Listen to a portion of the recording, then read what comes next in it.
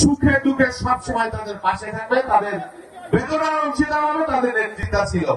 আমার ভারপ্রাপ্ত চেয়ারম্যান আমাকে নির্দেশ দিয়েছেন বুঝে শুনে যে তুমি এলাকায় যাও, এলাকা ভালো করতে পারবা, ওই এলাকার মানুষকে নিয়ে তুমি ভালো করতে পারবা।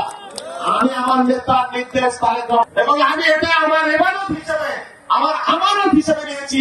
এই চরপদ্রেশ্বর আমার জন্য নতুন জায়গা না। আমার বড় বোনের বিয়ে হয়েছে চরপদ্রেশ্বরে, ছোটবেলা মনে রাখবেন ষড়যন্ত্র শেষ হয় নাই, অনিয়ম থেকে শুরু হয়েছে। নির্বাচনে বিএনপি ক্ষমতায় আসবে, অতএব নির্বাচন এখনো হওয়া যাবে না। সেই কাহিনী কিন্তু ঘুরে ফিরে এখনো চলছে। ইমেলে মিডিয়া ওই সব ফলাফলা চলবে না। এই অনিয়মের ষড়যন্ত্র, এই আওয়ামী লীগের ষড়যন্ত্র, এই ষড়যন্ত্র বরদাস্ত করা হবে না। হাসিনার বিরুদ্ধে যেমন লড়াই করছে, প্রয়োজনে ট্রেনিং জমা দিলে প্রতিদিন আমার লড়াই করে মানুষের ভোটের অধিকার প্রতিষ্ঠা করবো। এই ঘোষণা ব্যক্ত করে সবাইকে ধন্যবাদ। আমাদের এখানে যে মনোনীত করছে, আমরা আসলে চরপদ্রেশ্বর সতর্কভাবে আসলে ধন্যবাদ যে আমরা পাইছি।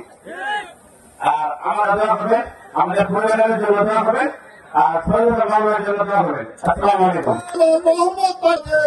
প্রতিনিধি অভিভাবক হিসাবে প্রেরণ করার জন্য আমরা ব্যক্তিকে এই অঞ্চলের অবহেলিত নিপীড়িত